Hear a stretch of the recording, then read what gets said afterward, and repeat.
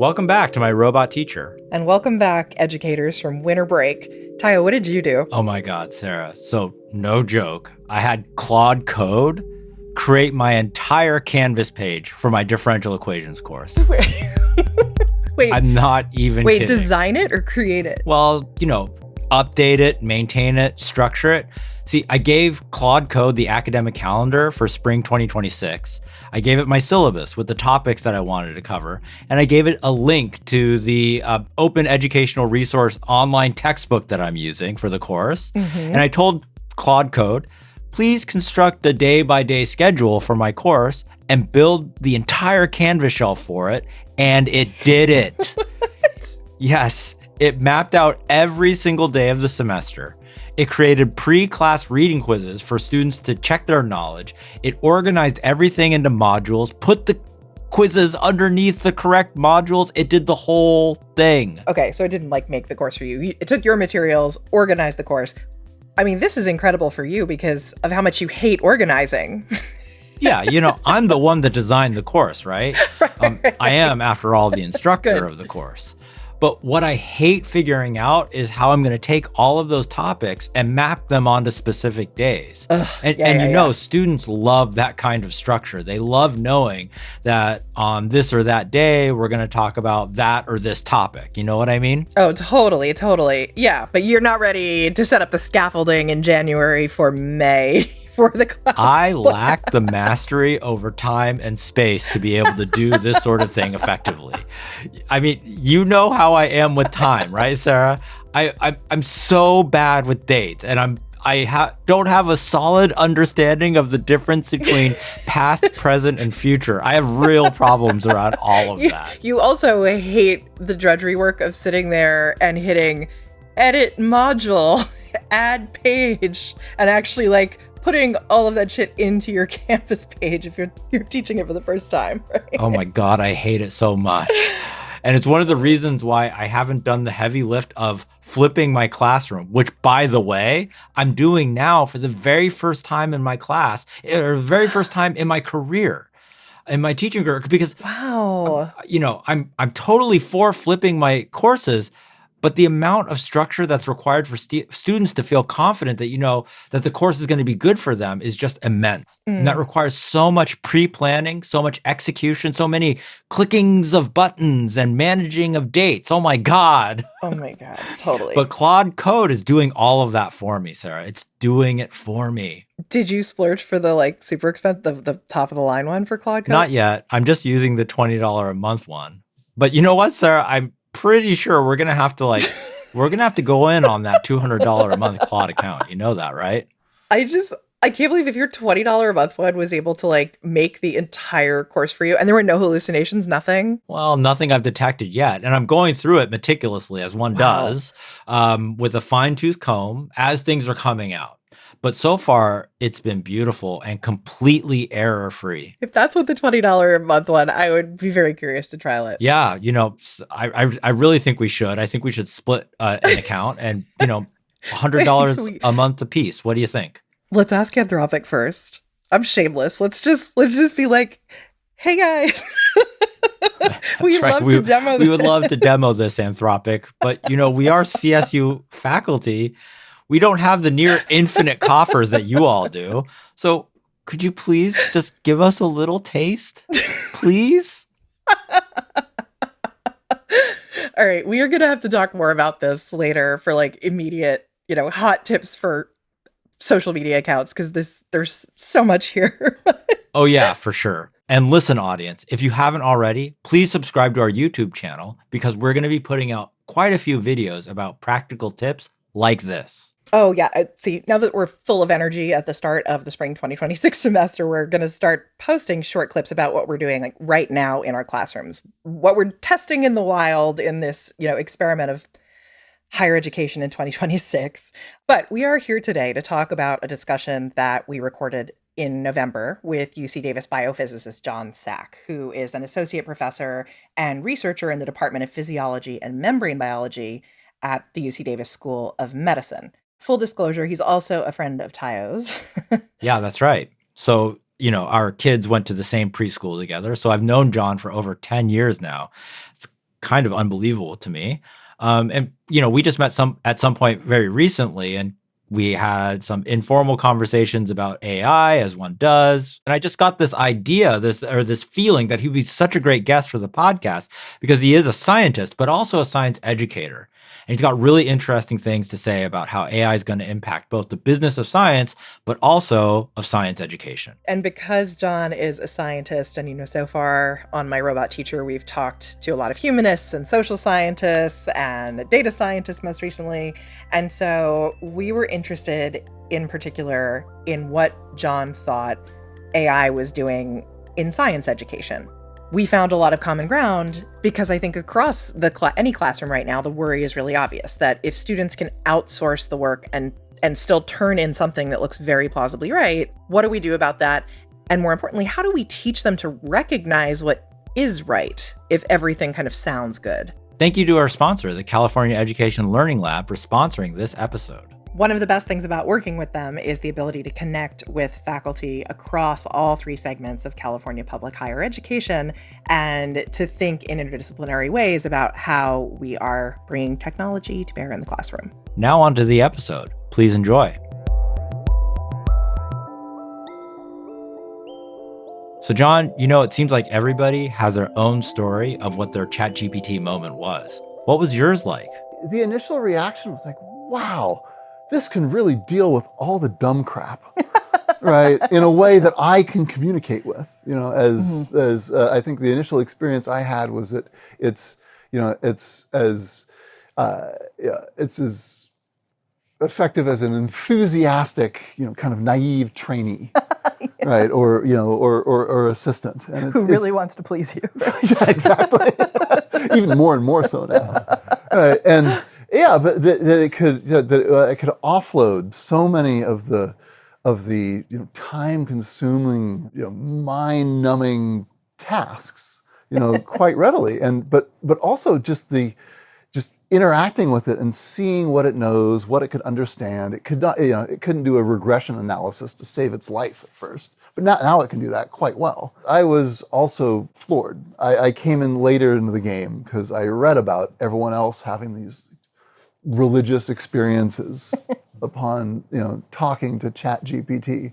But I immediately wanted to start using it for everything possible, just to see what it could be used for. I suggested to all of my students that they try it for everything and see how they can augment their capabilities with it, which has had really a wide range of unexpected manifestations, from lots of disappointment to solutions in the lab being made much more accurately without mistakes. Sometimes students expressing frustration with me as an advisor because I'm not as positive and supportive as the ChatGPT. Wait, what? Really? Because I know you. I know you to be a very positive and supportive guy. Thank you. Yeah, I try. Yeah, I believe, and I think that's a wonderful thing that I think it adapted, which is that it turns towards you as much as possible. And the large language models I've worked with, the kind of consumer-facing ones, they do a very good job of turning towards. Even when they're saying no, it's a very gentle no. Like, it's so great true. question, and no, there doesn't seem to be a correlation there. But when you ask a question where there is a correlation, it rewards you with turning towards you very positively. And I actively, try to do this because people like us, but ChatGPT is better at it. And full of patience, right? It's never hangry. It's never tired. None of this. And when a trainee comes into a good idea that the AI will agree with and reinforce that it's a good idea, then I find myself being in the strange place of not just doing the normal thing of saying, I told you that I think, please come to me with ideas, a small fraction of them will probably be good ideas, but we should talk about them. There's this extra level where people are being convinced their ideas are good ideas, and that I, as an advisor, wind up naysaying or casting shade or suggesting they do some more, reality testing of these ideas that students are already convinced of are good ideas due to those interactions. So it creates frustrations in unexpected ways. Interesting. Yeah, Sarah and I, one of the big themes in this podcast is in thinking about what qualities or what kinds of, maybe you want to even call them virtues, that we want to see in our students to be able to cope with this new world where we have AI systems proliferating and becoming more and more common and impacting our lives in highly non-trivial ways. Like how can we make them resilient to the kind of maybe sycophancy that I'm hearing you describe coming from these LLMs, that they're getting gassed up by all the kind positivity that might not have any real basis in reality, and it takes somebody like yourself who's a deep expert in these matters to have to do the kind of annoying work or frustrating work of throwing cold water on students' dreams and that sort of thing. Exactly. You want ideas that may not go anywhere to fail fast. You do, as they say, and they can kind of propagate for longer. Yeah. And I think core resiliency, is really the number one trait that I've noticed, that at least in the sciences, that will get that will help you continue. Because that's what science is all about. It's about hard reality testing of your favorite ideas and watching nothing emerge from your experiment, again and again and again, and being resilient enough to go again and again to the gallows of reality testing, and then so that you're still present and functional when you almost stumble upon something that really, really does work or sink in, or you actually have figured out how a process works in the body, in our physiology. You have that aha moment where you now really have a better idea of how, say, an ion channel we study integrates its information. Why a specific drug that's very powerful, what is the core secret that makes it work? And you want to be able to put out a lot of ideas and relentlessly, select among them, again and again and again, to see all your favorite hypotheses squashed. So yeah, resilience. So I have a two-part question here. One is, do you agree that's like a fundamental part of, scientific literacy, let's say? What other elements are part of that I'm missing? And then the second part is, how have those things changed, or how has pressure been put on those skills since ChatGPT, since students can now have it write their lab reports for them? What kind of work are they outsourcing, and what are the risks you see in terms of how it might be damaging people's scientific literacy? Those are good questions. The first one, the fundamental question of having a scientific hypothesis. The scientific method is not to prove your hypothesis. It's to try as hard as you can to disprove your hypothesis. That, I think, is what you're alluding to find every way you can of seeing if it's wrong.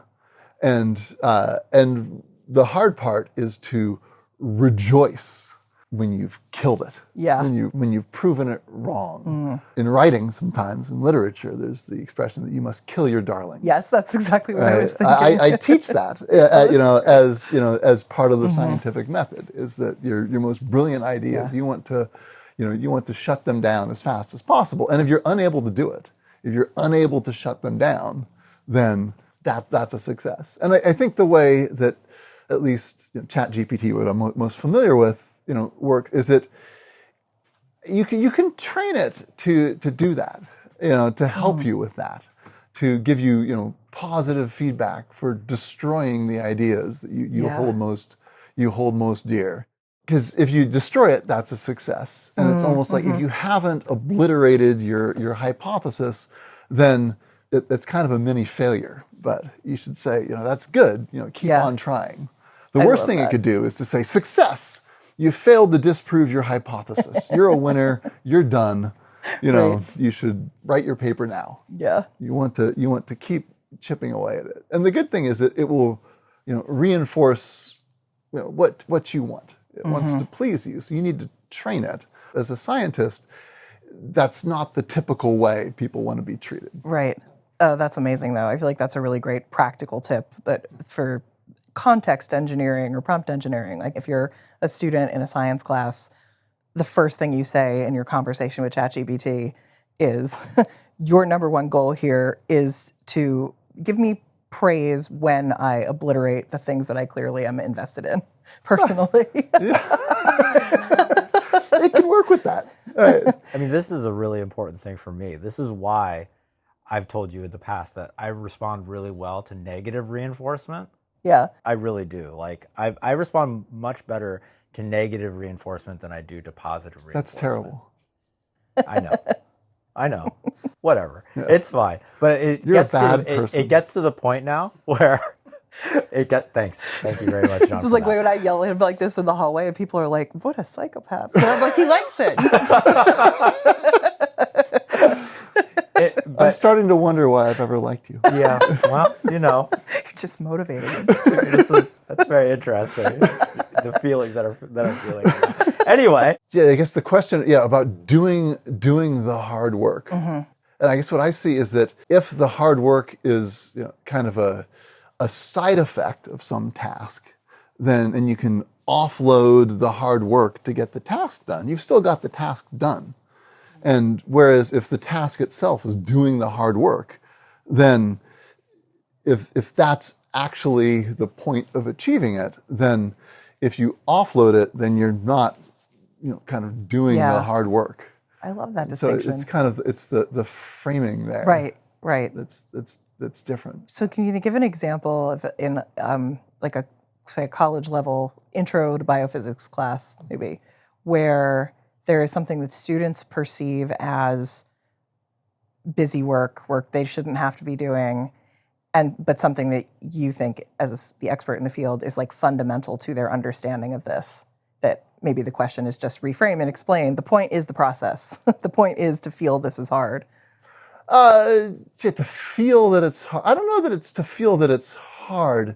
It's so what I think of is math. Essentially, I teach physiologists. I teach first year molecular, cellular, and integrated physiology students who come into UC Davis, and what I teach them is hard thermodynamics, energetics, ligand receptor binding, and the way I get them to engage with it is to have them work through math conceptually, the addition, subtraction. That's not the point. It's what mathematics is, in my mind, is it's logical relations between things, right? And to get them immersed in those logical relations and see how they work, and I tell them to take the perspective of a molecule. I think that is the hard work.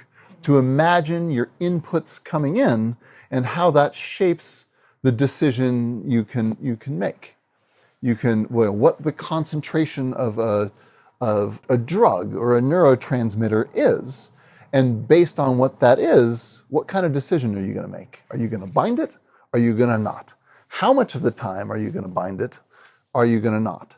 And all of my questions you can feed into ChatGPT and get the right answer out, but you don't actually understand anything. All you understand is that you can get the right answer out. So I try to talk with them and to have them adopt that perspective. And I've had them do a lot of math as the precursor to kind of getting there. What they don't know is that on their midterm, they're not going to do any math.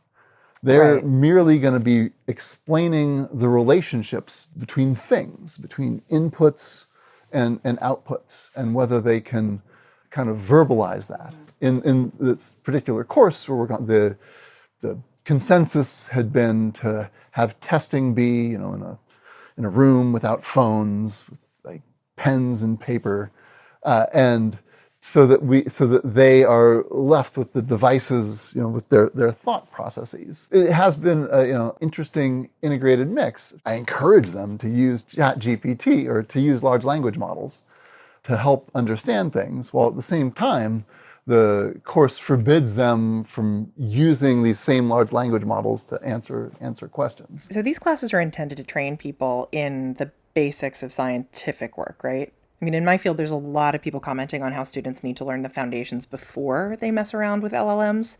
I'm wondering if that's similar in the sciences. We are, as scientists, one of the very helpful principles, or something that's generally embraced and shared, is that if you're a scientist studying a process, you should and really must look at all the new technology that's available and bring it to bear on the problem.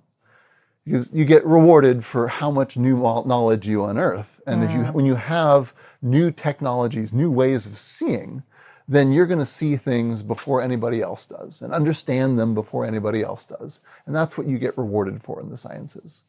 And at the same time, many scientists they're resistant to this wonderful new available technology of large language models. And I think relatively quickly they're adapting and adopting. It's taking some time, on the time scale of years, surprisingly. But I think what we need to teach our students is to bring every tool they have to bear onto their problems.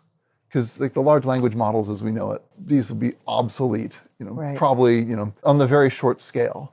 And so teaching them how to use ChatGPT 5, I don't see a great value in that. But encouraging them to go out and use whatever is available and to harness that technological power and to wrangle it in such a fashion that it can be useful to them, to help make a fundamentally new tool work for them. I think that's valuable, and that's what we can teach them. Yeah, for sure. We all know that LLMs can generate really convincing but wrong ideas, which is a problem for people totally new to a field who don't yet have maybe the expertise or competence to discern among plausible sounding solutions, ideas, whatever. So as a student today, how do you learn to pick the good hypothesis from all the bad ones, especially if, like so many of our students today, you're fixated on getting the right answer? If you're in a field where you can get the right hypothesis every time, then you're not really pushing yourself hard enough. The cutting edge of science is always going to be in an area where there's lots of ideas, but we don't know what the right one is. And how to select find the good idea, or the quote unquote right idea amongst all the bad ideas, is fundamental to what we do as scientists, and can best help the next generation by training them to do this. But the world, in the kind of structure of the topology of the world in which we do this now, is changing rapidly with all this computational power. And one of the great things, I think, about the large language models is that they hallucinate, is that they throw out things that seem really right, really good ideas, and we need to be able to identify those hallucinations and reject them, and to have the mentation capabilities to figure out how to do that. And the playing field will keep shifting and changing dramatically. So I think AI, these large language models, are extremely helpful, and they have unexpected consequences, as everything does that's new that you work with. And I think for students, again, resilience is important. I really think also for everybody generally, but especially for students, is to be aware of the limitations of what new technologies they're working with.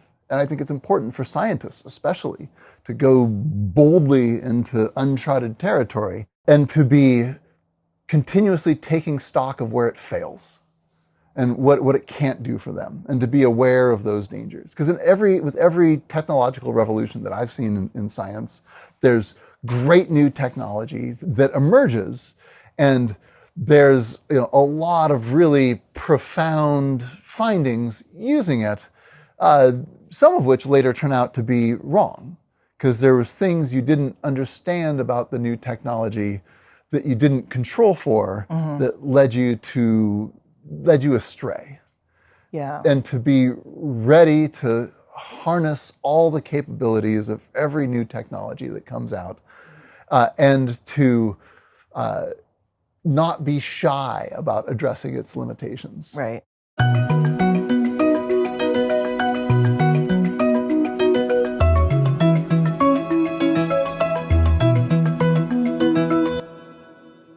So, Jon, we'd love to talk to you about the implications of AI for research in your fields. You're a biophysicist. Tell us more about what you study, where you are. So I'm an associate professor at the University of California, Davis, in the departments of physiology and membrane biology. I'm in the medical school, but I'm a basic researcher. I study the way molecules in our electrical system, in our body, primarily in our neurons, the way molecules make stochastic decisions, the way they integrate inputs and turn those inputs into an electrical signal.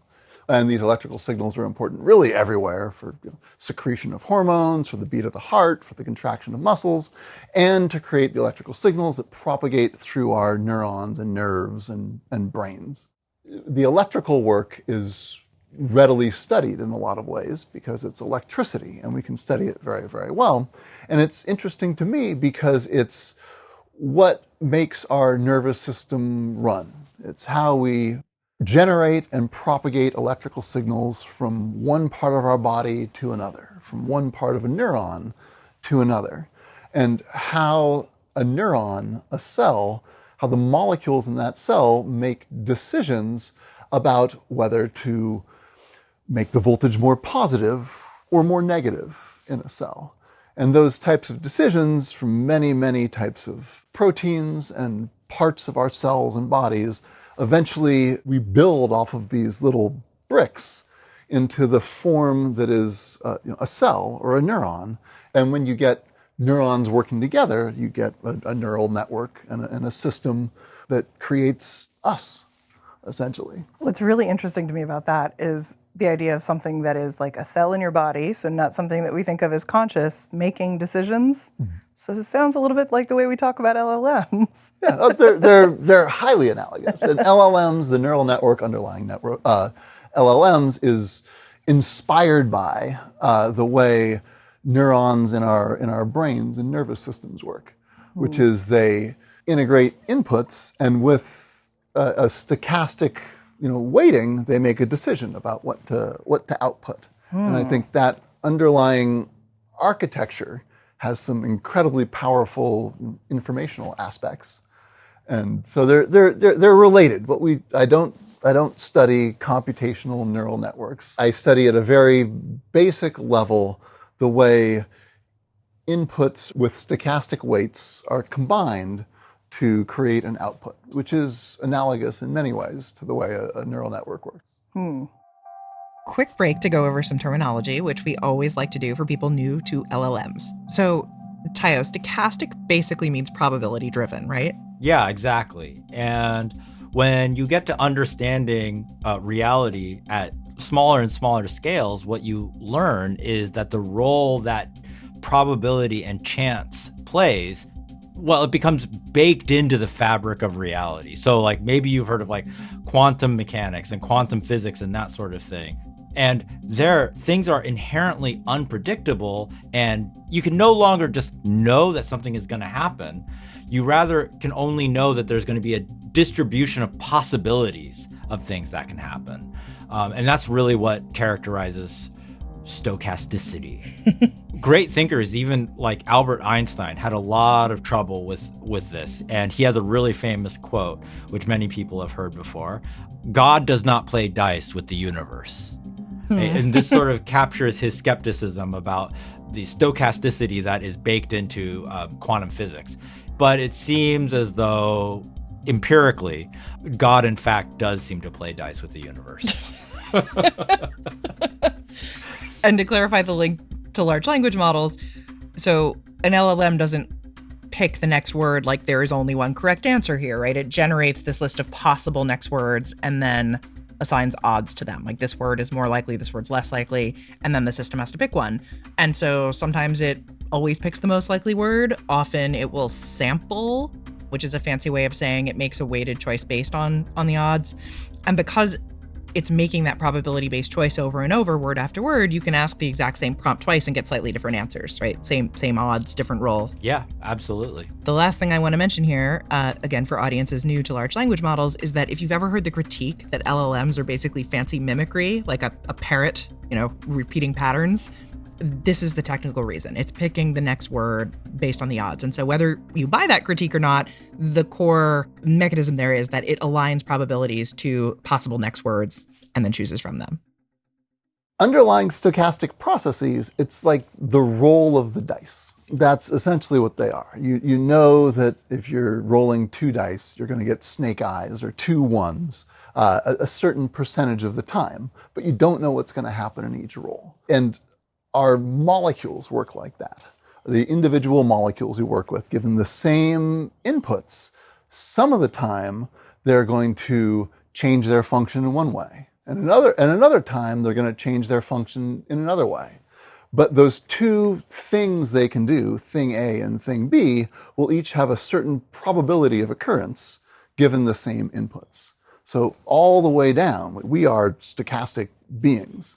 And it's as if the way our systems work is a lot of the times we try to create a stable reality out of that. Fundamentally, it's these probabilistic decision makings that underlie everything. And that happens at the molecular scale and at the neural scale, after which these neural networks are modeled on. I don't know if this makes LLMs feel more like aliens to me or my own body and physical environment feel more alien now.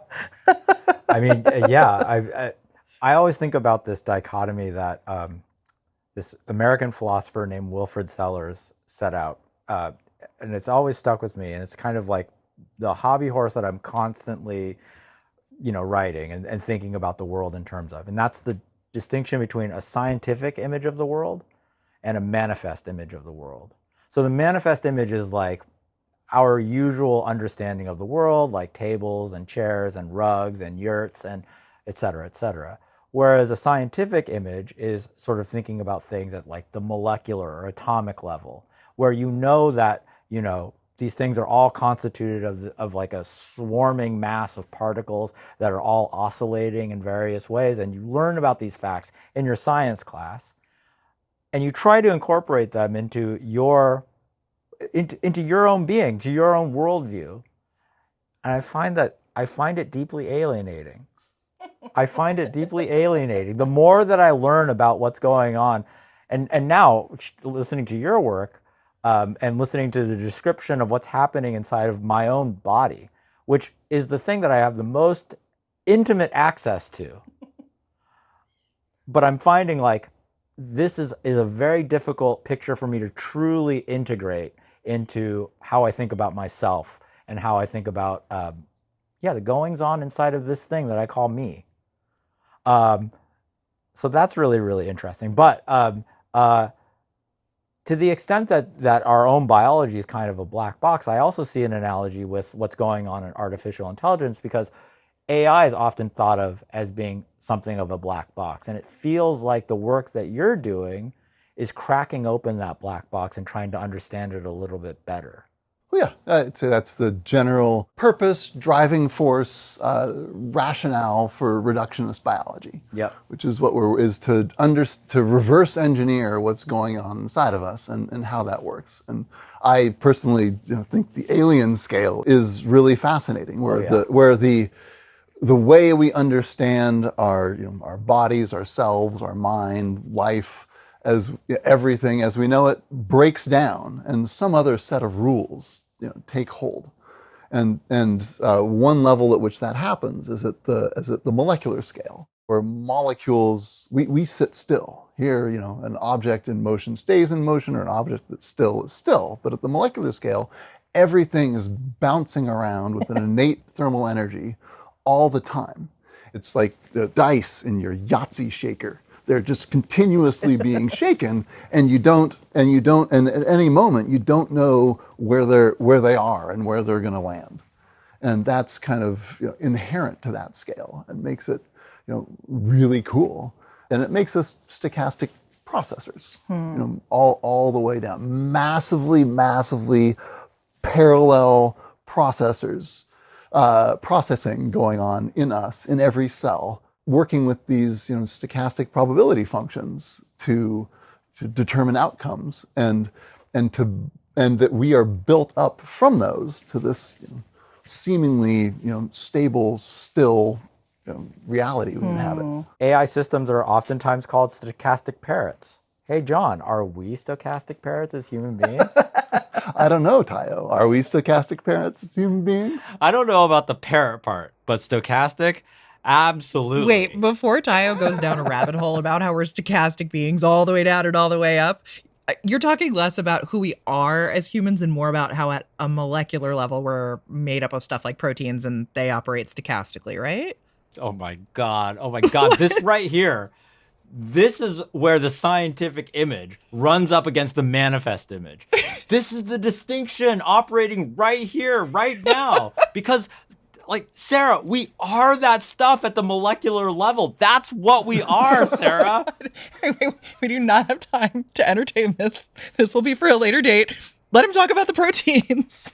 Yeah, so what we study are proteins, which can be thought of as many of them as small molecular machines.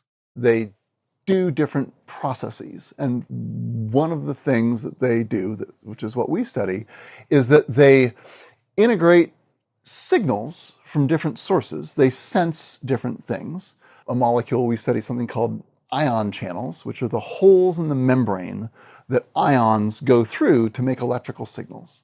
They're fundamentally the electrical transistors of our bodies. And each one of them is programmed by its molecular structure to make decisions about what kind of electrical signals they transmit. And the core parts of them are that they make an electrical signal and they have a gating apparatus, or they have parts of them that tell them what kind of electrical signal to send. And they sense different aspects of their environment, and based on what they're sensing in their environment, they make a decision about what electrical signal they're going to send. For example, a neurotransmitter receptor ion channel, inherent to it, it's making a decision about what kind of neurotransmitters are around it that it can grab a hold of and sense, in effect, their concentration. And it's also sensing the electrical field that's around it. And depending on the combined input of the electrical field and the concentration of neurotransmitter, it makes a decision. It couples the inputs from the neurotransmitter concentration and the electrical field to determine its output.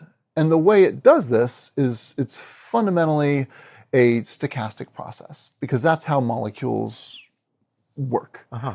So every protein molecule, every molecule that's in a cell is, to some degree, independently making a processing decision based on stochastic weights about what it's going to do. In most utopian imaginings of AI, there's this idea that AI is going to start accelerating science in some way.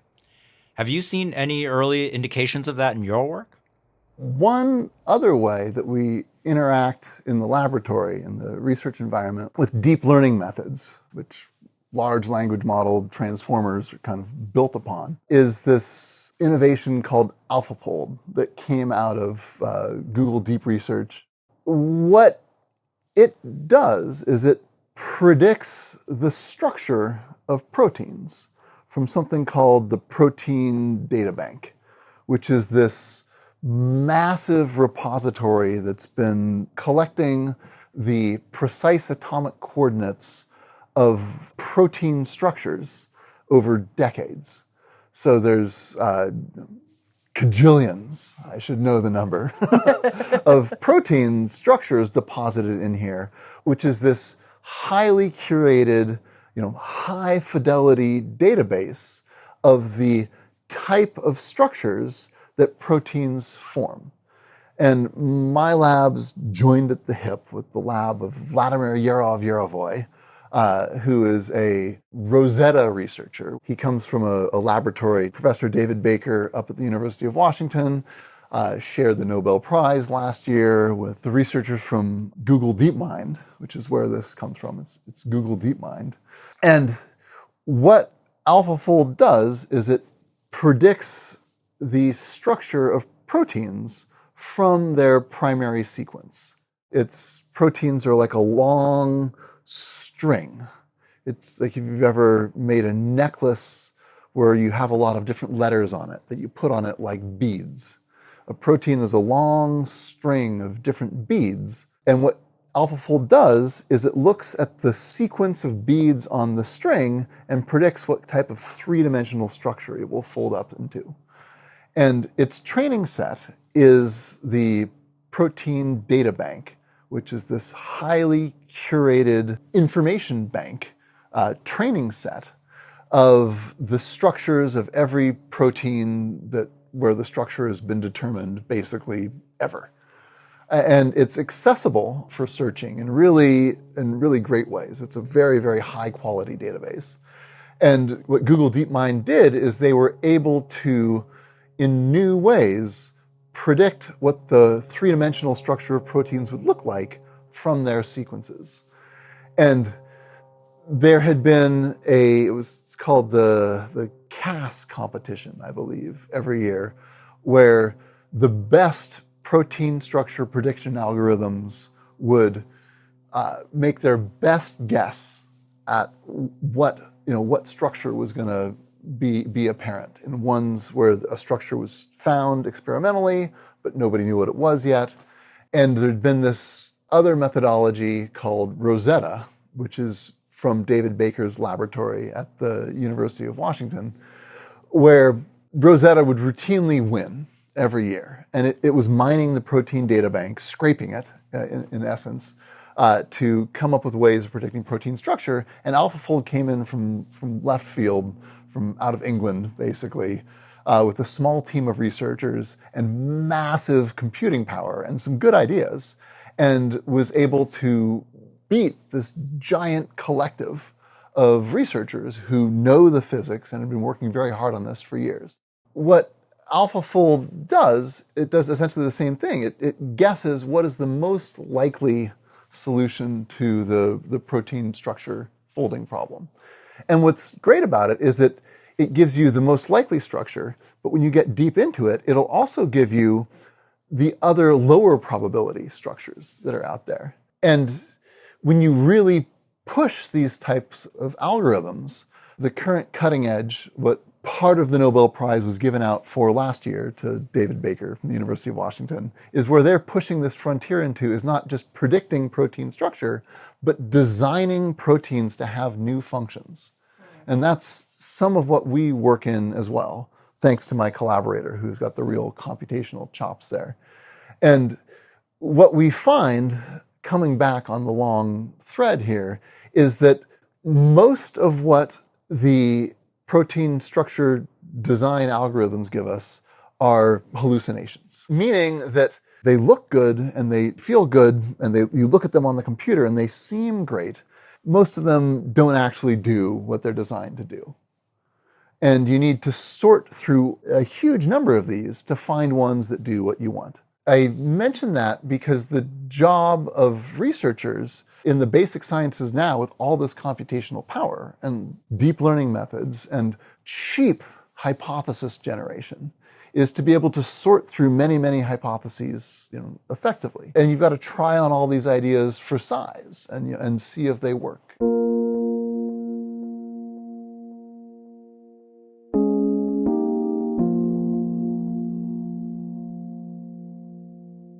I'm wondering if you could talk a little bit more about this idea that humans co-evolve with the environments around them or with the technologies around them. Yeah, so what I find when I work with the large language model is that I am co-learning with it. It is evolving with my thought.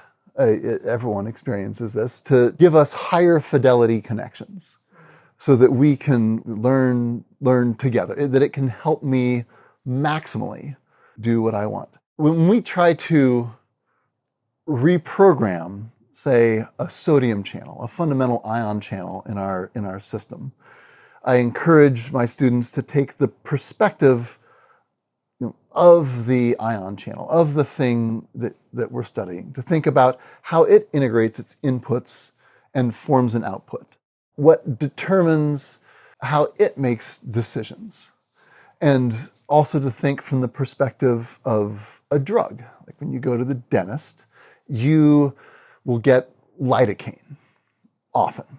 It will numb your mouth. You will feel no pain. You can think from your perspective of how that drug is affecting you. You can think from the drug target perspective, this thing called a sodium channel that the drug binds to, and only when the drug exhibits certain behaviors does it work like an effective drug. And only when the channel is doing certain things does the drug effectively bind to it.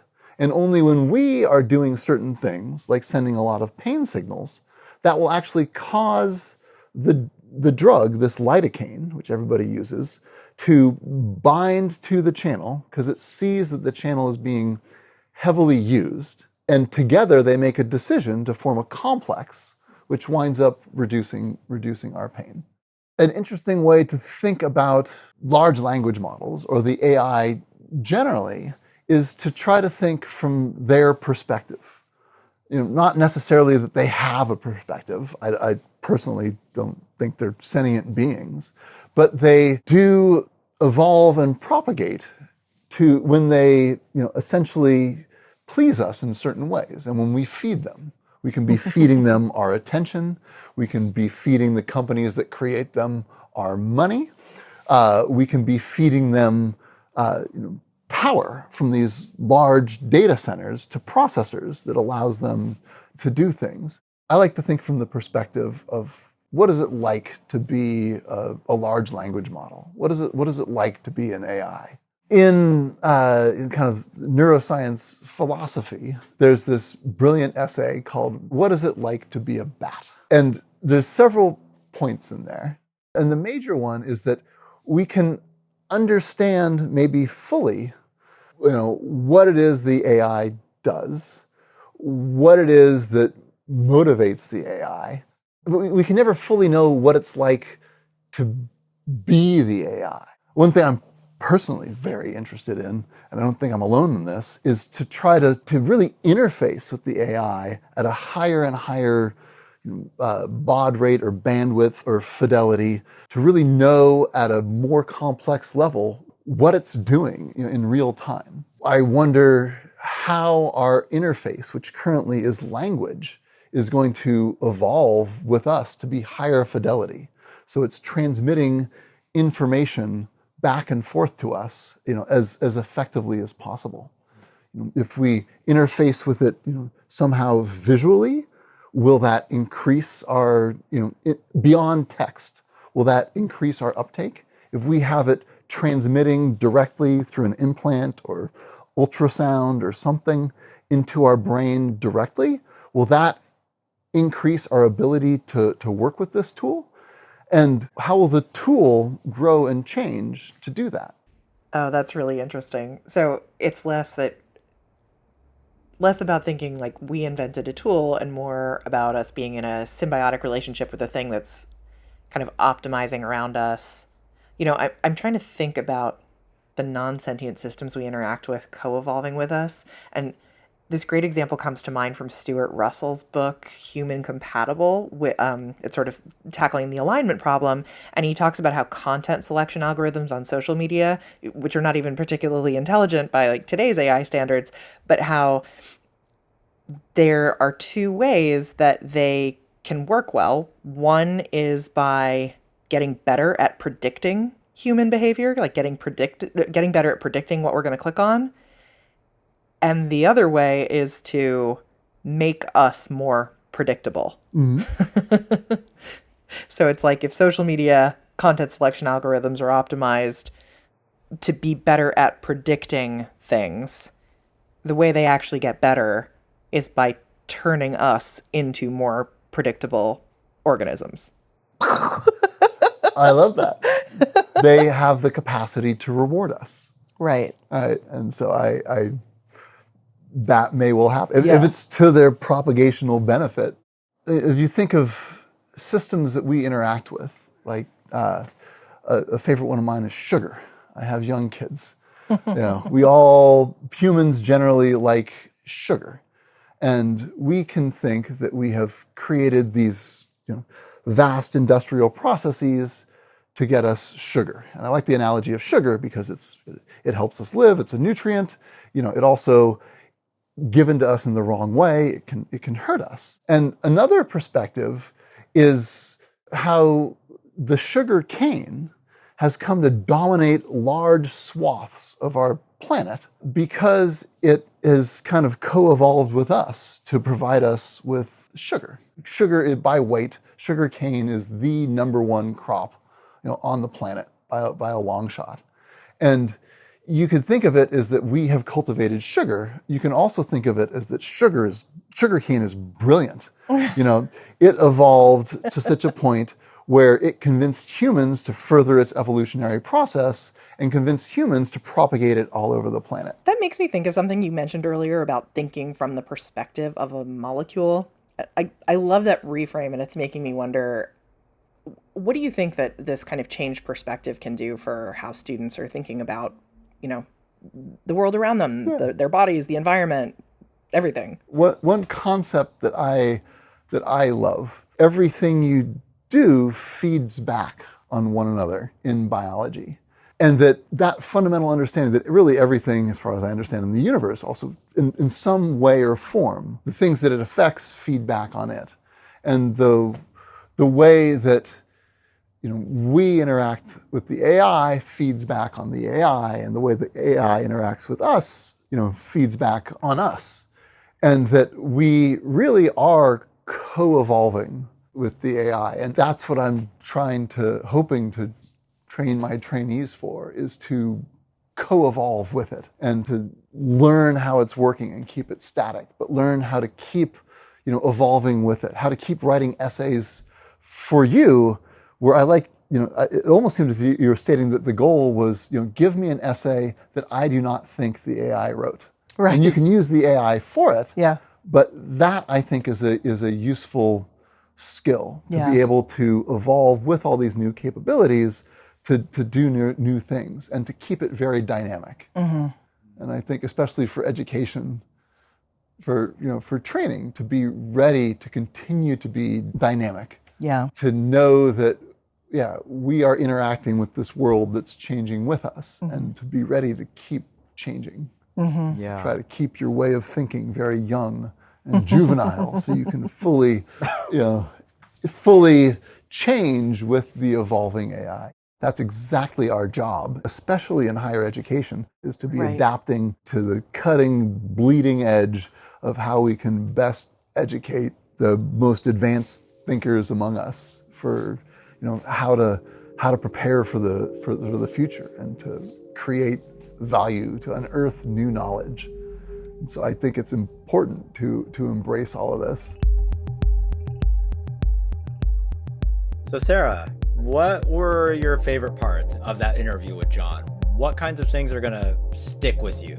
I've had some time to think about this episode because, of course, we recorded it before winter break. And all break, I kept thinking about this idea as I'm planning my spring course about cheap hypothesis generation. The idea that if you can get answers really quickly, or in my case, if you can get a bunch of polished essay drafts from like different frames and different angles really quickly, AI essentially turbocharges the generation of plausible sounding ideas, outputs, whatever, right? And so that means that the whole mission of education has to shift from producing answers to building these epistemic virtues, I call them, not just like emotional ones, right? Like resilience, discernment, the ability to persist, and the motivation to keep learning as tools co-evolve with us. Right. Just is something I've been thinking about a lot. Right, for sure. Yeah, obviously, I love those virtues. I'd add things like curiosity, process orientation over being results oriented, and maybe cognitive autonomy and agency. the risk isn't just that AI generates ideas, but also it gives us an incredibly expedient way to totally offload your thinking, like completely, so that we become like zombies, or like not even stochastic parrots, but like stochastic like shrubs. And a principal mission of education should be to make this feel downright offensive. To make the idea of totally offloading any thinking totally offensive. The idea of being a stochastic shrub should be deeply insulting.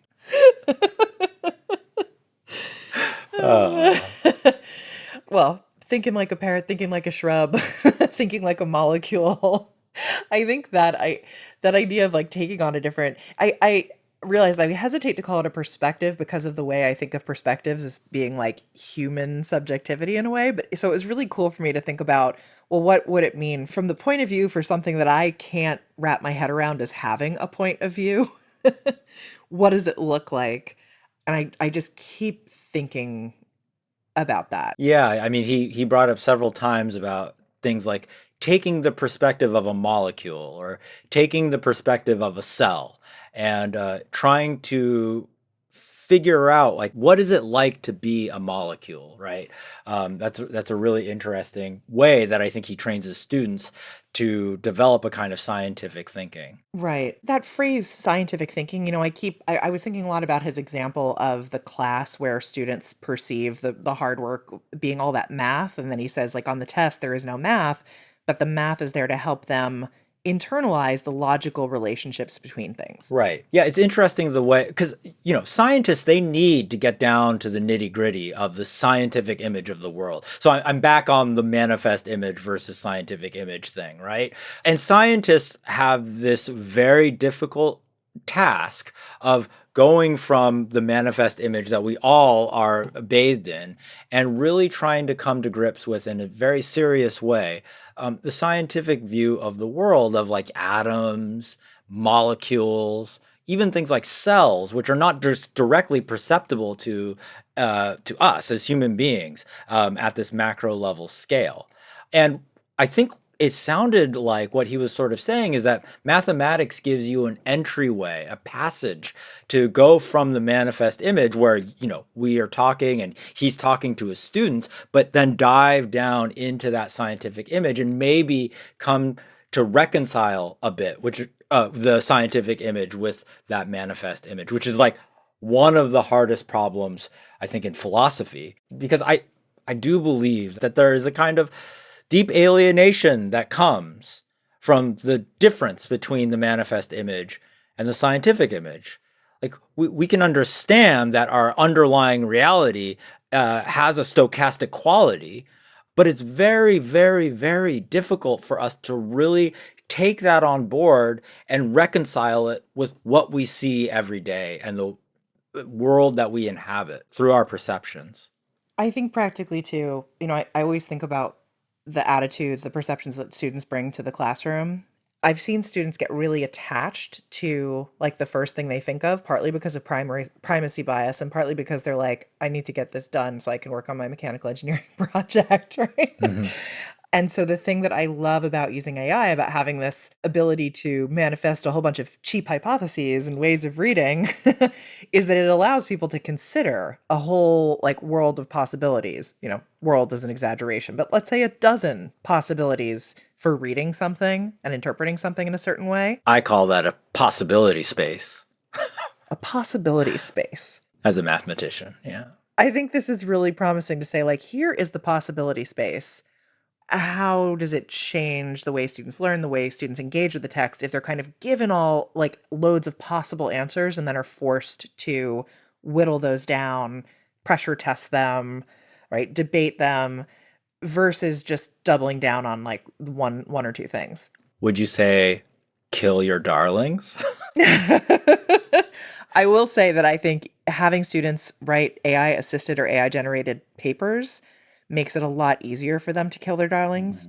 I like, to me, the thing, I guess, is that when you use LLMs as a brainstorm partner and it's able to generate many, many different perspectives on the same phenomenon, if you bring a kind of, and sometimes these perspectives can be contradictory, they're mutually contradictory, right? Like they're just not compatible. But seeing that spectrum of opinion, seeing that variety of perspective can allow you to carve away in the same way that Michelangelo carves away at the block of marble until you see the thing that most corresponds to who you are. I'm not sure. Or what it is that you want to express ultimately. Right. What it is that you want to express. Yeah. Thanks for listening. My Robot Teacher is hosted by me, Sarah Senk. And me, Taiyo Inoue. And it's produced by Edit Audio. Special thanks to the California Education Learning Lab for sponsoring this podcast. And hey, folks, if you're in the San Diego area, you might be able to catch us emceeing the Better Together AI convening at UC San Diego on February 6th, right? Did I think the date so. right? I hope so. And another word for our listeners, if you've got a different take on any of the stuff we discussed, what it means to interface with AI, whether we're co-evolving with something non-living, drop it in the comments, hit us on socials, or email us. We'll read it, and we might even bring your perspective into a future episode. And of course, if this episode got you thinking at all, please pass it on, share it with a colleague, a dean, or that faculty listserv where people won't stop talking about AI. See you next time.